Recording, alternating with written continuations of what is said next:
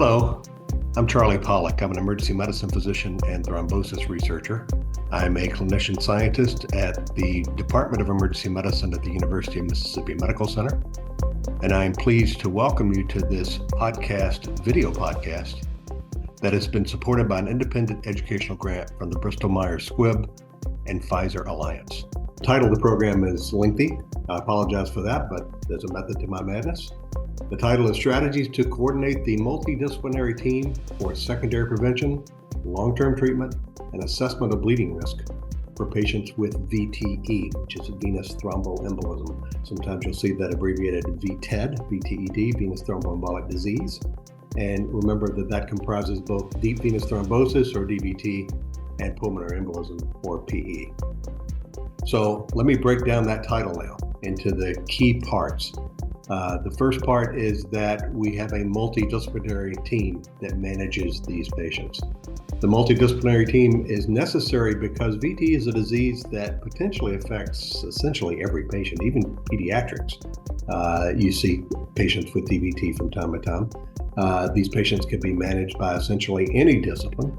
And so it's important that physicians of all specialties, nurses, APPs, even pharmacists get involved in the management of VTE, be aware of what's going on with these patients and how best to manage them. Now, wherever we practice, we can identify higher risk patients, for example, patients who've had a DVT or PE before, patients who have a known thrombophilia, patients who maybe have a cast on, patients who've been immobilized for some other reason for an extended period of time. These are all reasons why we might expect patients to have a VTE, but sometimes the events are completely unprovoked, at least to the limits of our detection. And those are, of course, even more concerning because you don't know when they might occur again. Because of this varied presentation, VTE can be detected in the clinic, in urgent care, on the ward, in the ICU, in the ED, in a SNF facility. It can be detected, I've heard of it being detected in a telehealth encounter when the patient's at home, just based on the description of symptoms. So it should be in the differential diagnosis for patients who are being evaluated for anything that could represent PE, that is dyspnea or chest pain, syncope, palpitations. It could coexist with or be a cause of cellulitis of an extremity. It could be swelling inside a constrictive issue like a plaster cast, or even people who wear a too tight ace bandage for a long period of time. So all of these things we can envision arriving in basically any care setting, and we all need to be aware that there may be an underlying VTE. So this team in diagnosing VTE encompasses basically everybody in the healthcare system. And then for management, we have physicians, APPs, nurses, pharmacists, all of them involved in the ongoing care of these patients to try to treat the initial issue and also prevent a recurrence. That's where we get into secondary prevention, the second part of our title. So secondary prevention is, simply put, the prevention of a recurrent VTE. And public health consultants will tell you that secondary prevention is probably the most important measure that can be employed successfully to reduce the impact of VTE on both patient outcomes and on the healthcare system as a whole, particularly in terms of economics. So treatment of acute VTE, which is the subject of another episode of this video podcast series. My friend Jeff Barnes from the University of Michigan recorded that, and I encourage you to take a look at it. The treatment of acute VTE is aimed at doing two things. One, to halt clot propagation, and two, to prevent embolization, which of course results in a PE.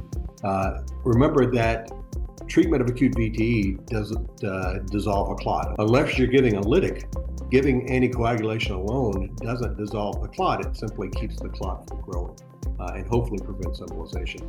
This acute treatment also leads into secondary prevention, sometimes into longer-term treatment. So secondary prevention of VTE is not nearly as clear-cut as acute treatment. If you look at different guidelines documents from around the world, if you talk to thrombosis experts in different parts of the world, you'll often hear some disagreement about how long secondary prevention should last, what type of thromboprophylaxis you should use, whether that's injectable or DOAC or VKA. And also the dosage. Is it a lower dose than for acute treatment? And if so, how much lower? So there are lots of ongoing studies about this still, and it's a very interesting part of thrombosis management to follow. Long-term treatment. It goes beyond secondary prevention. Long-term treatment can be really long. It can be lifetime for patients with an irreversible provoking factor. It's a function of how long the primary treatment and the secondary prevention are intended to last. There are two really key issues that inform the decision about long-term treatment. One is the patient's continuing VTE risk. We talked about some of those underlying risks, for example, a congenital thrombophilia or an acquired paralysis, whether or not the index event was provoked and therefore may be repeatable. A patient who had a DVT develop under a cast, the patient's risk of another VTE is higher than someone who's never had a DVT, but unless they go into another cast, it's not as likely to recur. The other issue that's just as important is the patient's bleeding risk when on therapy with anticoagulants, because we know we can't put a patient on an anticoagulant to treat a clot or to try to prevent a clot without raising that patient's risk of bleeding. So we have to think about that as well, and we are burdened with the knowledge that the longer a patient stays on an anticoagulant, the more likely they are ultimately to have a bleed.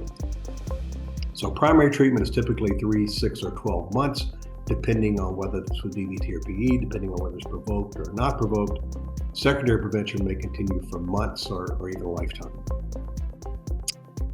That brings us back to assessment of bleeding risk. Again, anticoagulation is foundational treatment for VTE, and anticoagulation raises bleeding risk. You need to know where you're starting. You need to know what the patient's bleeding risk is before you put them on an anticoagulant, and then anticipate how anticoagulation may even worsen that bleeding risk further. So there's a lot of clinical judgment that goes into that. Very important to get a good history. History of prior bleed is maybe the most important thing you want to know in these patients. And then there are lots of validated, semi-validated predictive scores that you can use. You're seeing them populated across your screen right now.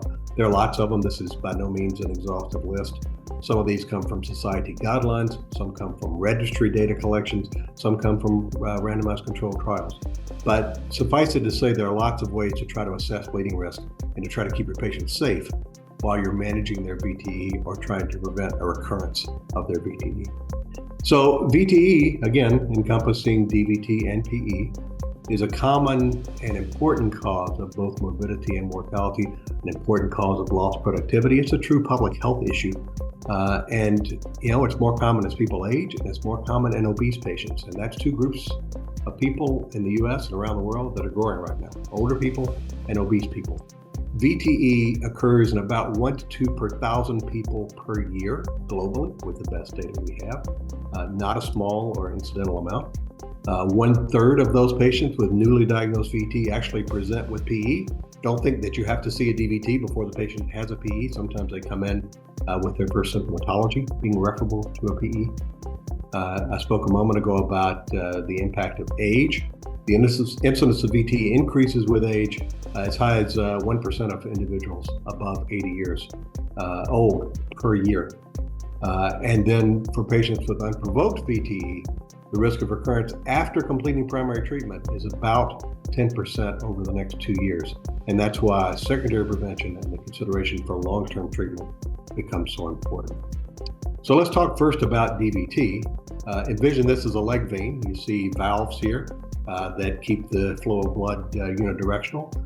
If there's an injury to one of those valves, if there's trauma, if there's surgery, if there's prolonged immobility, behind the cusp of one of those valves, platelets will start to gather. They'll start to trap inflammatory cells. Fibrin will deploy, and ultimately you'll start to trap red cells. Eventually, if this doesn't clear on its own, you'll end up with a complete occlusion. More platelets gather, you start to capture red cells, and as you see in the cartoon here, more fibrinogen deploys, and you see the leg get red and swollen.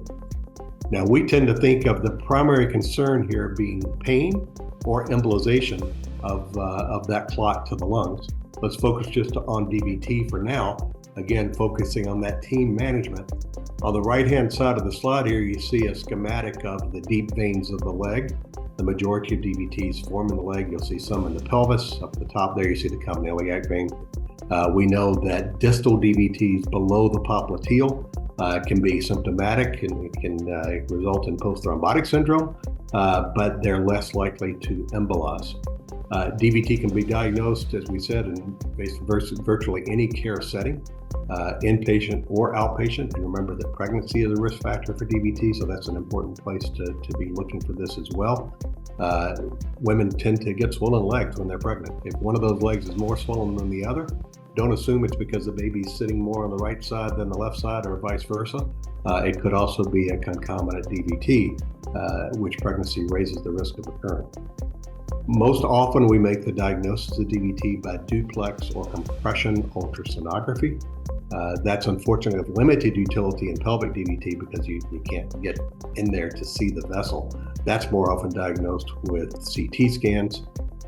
As I mentioned a moment ago, proximal DVT is more likely to embolize, and so the urgency to treat may be a little bit higher.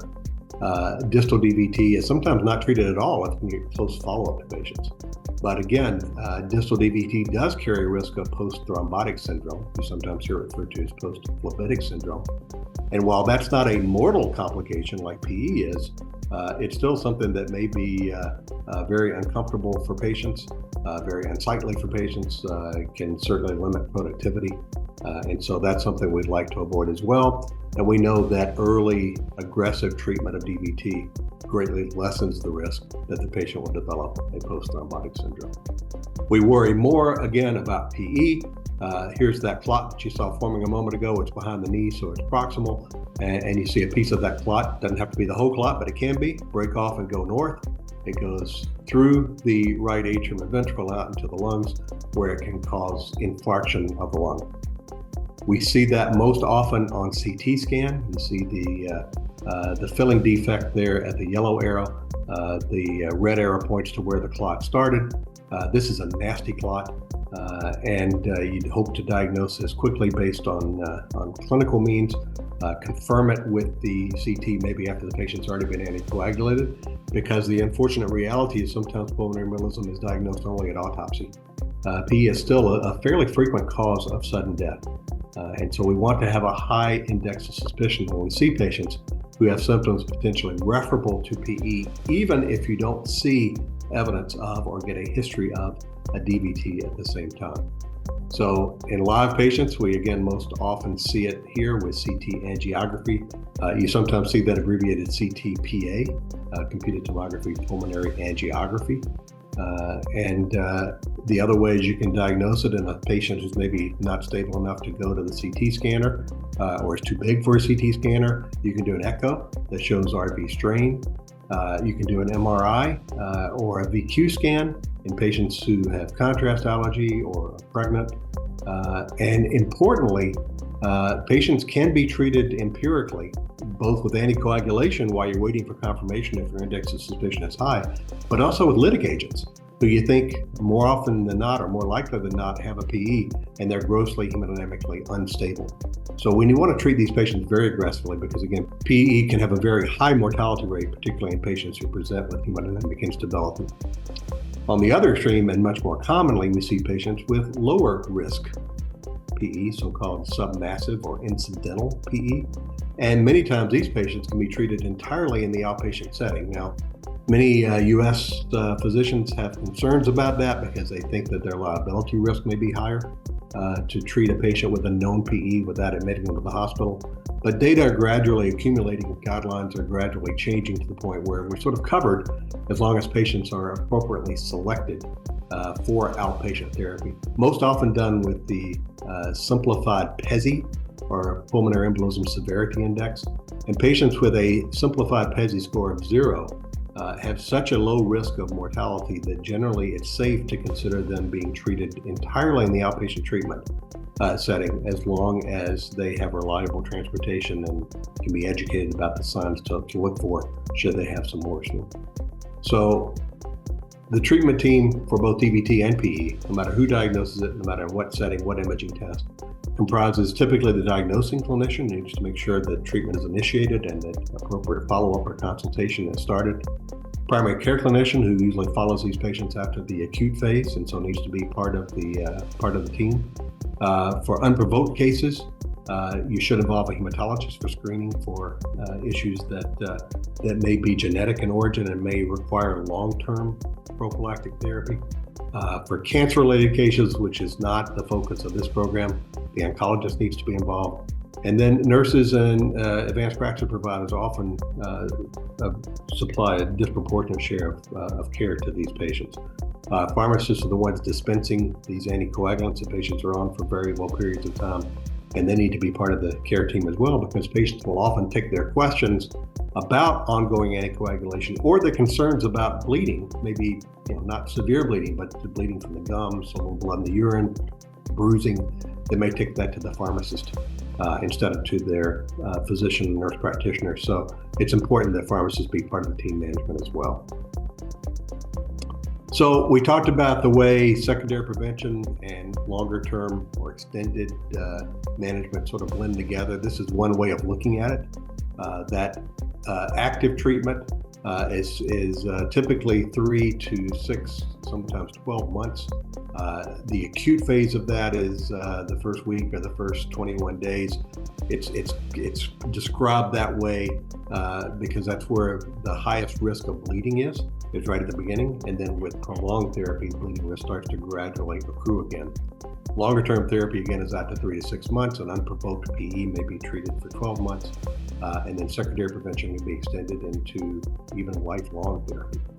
So if you consider how you're going to determine this duration and this type of treatment for the individual patient, there are a couple of ways to think about it. One is etiology, was it provoked or unprovoked? And of course, you're more concerned about recurrence in a patient who had an unprovoked DVT or PE. And then I mentioned a moment ago that cancer-associated VTE, very important. Often the terminal event in a patient with terminal cancer is a PE.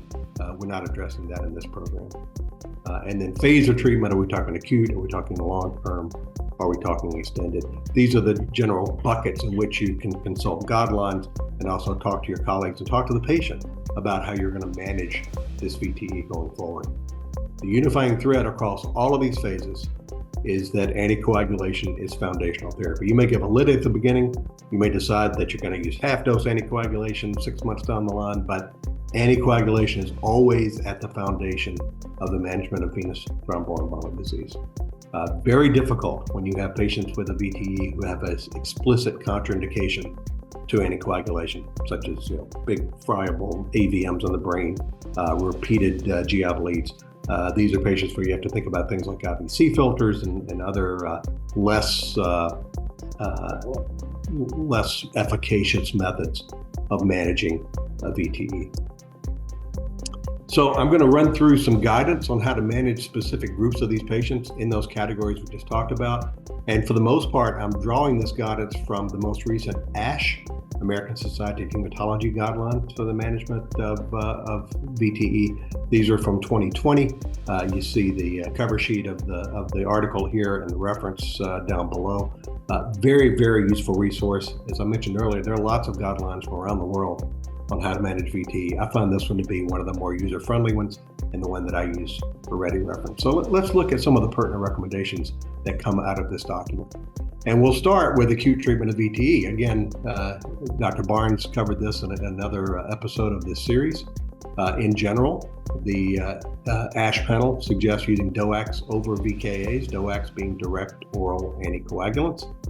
Used to be called NOACs. Over VKAs, vitamin K antagonists, which generally is warfarin and related compounds. And you see the support for that here in the bottom of the screen. You're going to see a number of these tables as we go through the next few slides. And I want you to notice the grading system for the quality of evidence. It's a nice stoplight pattern. The red indicates that there's low quality of evidence to support the recommendation. The amber says that there's moderate evidence to support it, and then the green says that there's strong evidence to support it. So for example, you see here for major bleeding, there's strong evidence to suggest that the risk of major bleeding with DOACs is substantially lower. And you see the point estimate here is about 37% with the DOAC use in VTE as opposed to VKAs. So you see the all of the risk issues favor DOACs in general. You notice that the first three are not statistically significant, but you can see absolute effects here on the right-hand side. No change in mortality attributable to recognized DVT or PE. With PE alone, you may see one fewer recurrence per 1,000 patients, but the range is from 5 fewer to 5 more. And then with DVT, you may see 5 fewer DVTs per 1,000, with the range being 2 more to 11 fewer. I won't belabor all of these slides to that detail, but I want you to get a sense of how to look at them and get a sense of the guidance that comes from these tables. So remember, this is general guidance, maybe not appropriate for all patient populations. And it's important to note that the ASH panel did not make a specific recommendation for one DOAC over another. So you're encouraged to follow local practice, payer guidelines for your patient to help ensure compliance, your own comfort level with these drugs, and of course, package inserts for potential dose adjustment for age, for body size, for renal function, etc. So acute treatment of VTE, just back up for what was just cited there.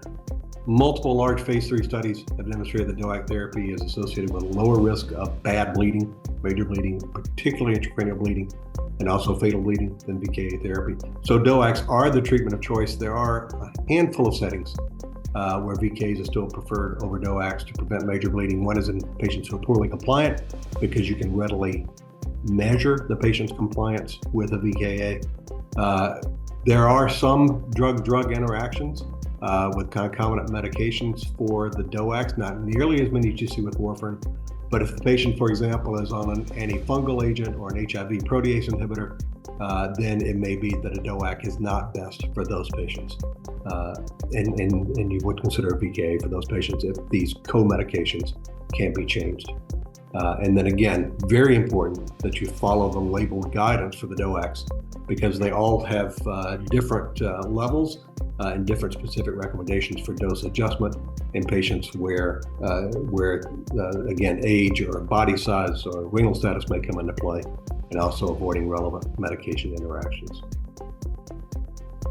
So site of care, we already alluded to this with respect to low risk PE. This is uncomplicated DVT, and in general, we should be giving home treatment to basically everybody with uncomplicated DVT. Obviously, there are social considerations that may enter into that. If the patient is not safe at home, if the patient doesn't have a home to go to, that's different. But generally speaking, you see that this has become an outpatient disease. Now, in fairness, you see all of these have a red button here, which means that the quality of evidence supporting this statement that I've just made so forcefully, if you look at it carefully, is actually low. But physicians in the US in particular are voting with their feet these days, and the typical site of care for uncomplicated acute DVT is outside the hospital.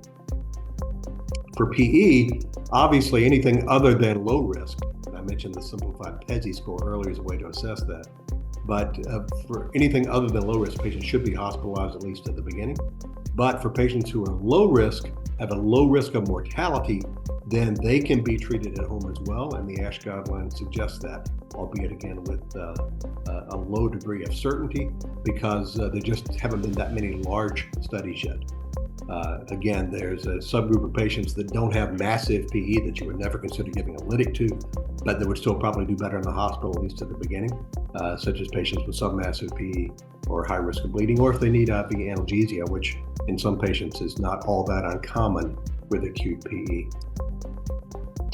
So now let's look at provoked VTE. Again, this is where you can identify what most likely caused the VTE. And this is basically aimed at patients for whom that identifiable cause is transient. Okay, so with transient risk factors, again, I used the simple example earlier of a cast. Secondary prevention really doesn't need to be considered. Long-term compared to short-term anticoagulation for patients with VT provoked by a transient risk factor, you can see that the risk with short-term is much lower than the difference with long-term anticoagulation because bleeding is much higher. And you will get fewer DVTs and PEs going forward with longer-term therapy, but the risk with short-term therapy is not high, and you greatly reduce the risk of bleed. For treatment of recurrent provoked DVT and PE. So we got two things going here, okay? This is recurrent. Patients had a DVT or PE before, and it was provoked.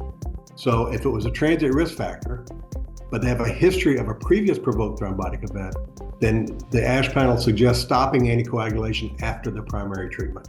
And you can see the data here that supports that for mortality with short-term therapy. Longer-term therapy gives you a higher risk of mortality, maybe a lower likelihood of more PE or DVT, but also more bleeds. And you see here, compared to some of the other tables I've shown you, we have a stronger grade of evidence available here. Now, what about provoked VTE with elevated chronic risk? That is something that's not going to go away. Good examples of that are active cancer, chronic immobility, chronic infections, which often result in chronic immobility, inflammatory bowel disease.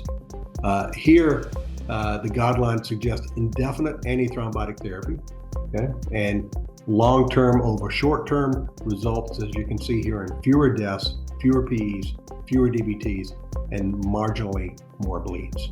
See the range of 2 more to 12 more. And you see, again, except for mortality, strong evidence suggesting that. This is treatment of unprovoked PE. We talked about treatment of unprovoked, uncomplicated DVT earlier. This is unprovoked PE. And the ASH panel here suggests indefinite antithrombotic therapy, okay, compared with stopping anticoagulation in patients with unprovoked VT after primary treatment. Going longer, you see fewer deaths, fewer recurrent PEs, fewer recurrent DVTs, again, with a small risk of increased bleeding. Note the remarks here, though, that this doesn't apply to patients who are at high risk of bleeding complications. So you always have to worry about indefinite antithrombotic therapy, even prolonged antithrombotic therapy in patients who have a higher risk of bleeding. Now we look at secondary prevention. For patients with DVT or PE or both who will continue with the DOAC for secondary prevention, the ASH guidelines recommend using a standard dose DOAC or a lower dose DOAC based on what you see in the package insert.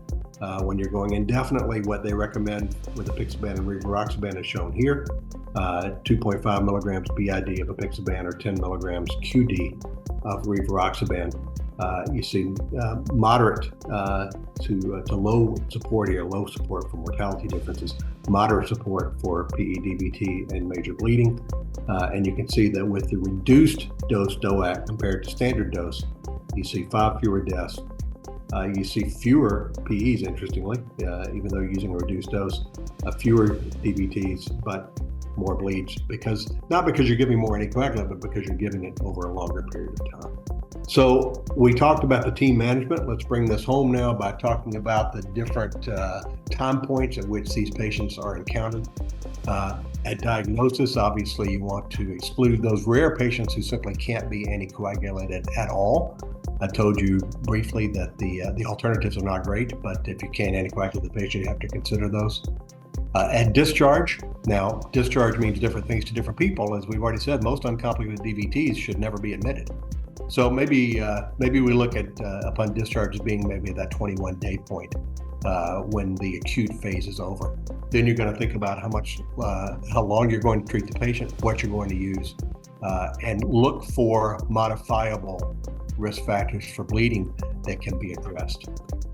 And you see in the bottom of this some of the things you can identify that are modifiable. For example, adjusting doses based on the patient's hepatic or renal function. If the patient's already anemic, Hypertensive patients are more likely to bleed. So hopefully with better blood pressure control, you can reduce that. You might choose a drug based on what you expect the patient's adherence to therapy would be. And you always want to ask about over-the-counter medications. Remember that NSAIDs are generally available over-the-counter now, and increased bleeding risk, particularly in patients on anticoagulation. And some homeopathic medications like fish oil and St. John's wort also can exacerbate bleeding risk in patients taking anticoagulants. So be sure you do a good med rec that includes these over-the-counter medications. At 3 months, some patients are going to be done with that therapy. More typical course is 6 months, and it can go even longer. But at 3 months, again, you want to reassess where you are in terms of optimal duration of anticoagulation. That's always based on the balance for that individual patient between bleeding risk and risk of recurrent disease. And we'll decide if we want to start reducing dose at that point, but still keep the patient on for a longer period of time. And then step 4 here is long-term follow-up, where at some point you're going to need to decide, okay, do I stop this now, or is it in the patient's best interest, despite bleeding risk, to continue longer-term anticoagulation? So that really becomes a safety issue at that point, based on what you think the patient's risk of recurrent VTE is. So the major bleeding rate during anticoagulant treatment for VTE is thought to occur about 7 times per 100 patient years. Obviously, this depends on the prescribed anticoagulant drug class. We talked about DOACs in general having a lower bleeding risk than VKAs. There's a case fatality rate of major bleeding in anticoagulant patients with VTE of almost 1 in 10. So you really want to avoid it to the extent that you can. We've talked about the fact that the risk is highest in those first months after anticoagulant treatment, but on the other hand, the consequences of even temporarily suspending anticoagulant care during that treatment, during the first 2 or 3 months, are more serious than long-term treatment because of the risk of recurrent VTE being higher at that point. Then on the other extreme, we also see an increase in bleeding risk the longer the patient stays on therapy, just because of prolonged exposure and things changing maybe imperceptibly in the patient's overall health status. So we have these guidelines that say, hey, assess bleeding risk. I showed you a number of scores by name anyway that can be used to do that, but there really aren't simple validated tools to do this. And so again, we come down to implicit judgment. Clinical assessment of bleeding risk. Very important to individualize that for the patient. If there's a bleeding risk scheme that you think fits the patient well, by all means use that and document it in the chart. In case there's a problem later on, you'd like to show that you gave adequate consideration to the patient's bleeding risk before starting them on an anticoagulant.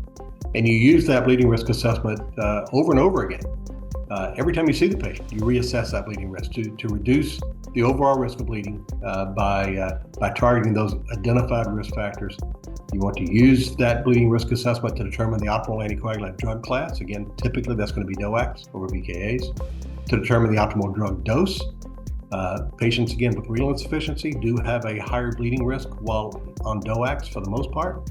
Apixaban may be an exception there, but you need to make sure that you follow package insert guidance for optimal drug dosing, because that's all guided by bleeding risk assessment. And then obviously, again, bleeding risk assessment helps you determine the optimal treatment duration. So I'll say again, risk profiles often change over time. And so it's very important that you reassess the patient's bleeding risk each time you see them or when they have an unexpected event. If you think about the risk factors that we know are prevalent for bleeding on oral anticoagulants, these are listed here in no particular order. They're not by any means of equal weight. But what's really important to point out is older patients tend to bleed more. Patients who've had a previous bleed, especially a previous GI bleed or previous stroke, are more likely to bleed. We talked about non-meds, we talked about hypertension. Fall risk obviously can predispose patients to bleeding. Platelet abnormalities can predispose patients to bleeding. All of these things are among those that you should consider when starting or continuing a patient on anticoagulation. And also making sure that the patient understands the importance of looking for signs of bleeding complications. So extended VTE secondary prevention, we do have some clinical trials for this. This is the Amplify extension study.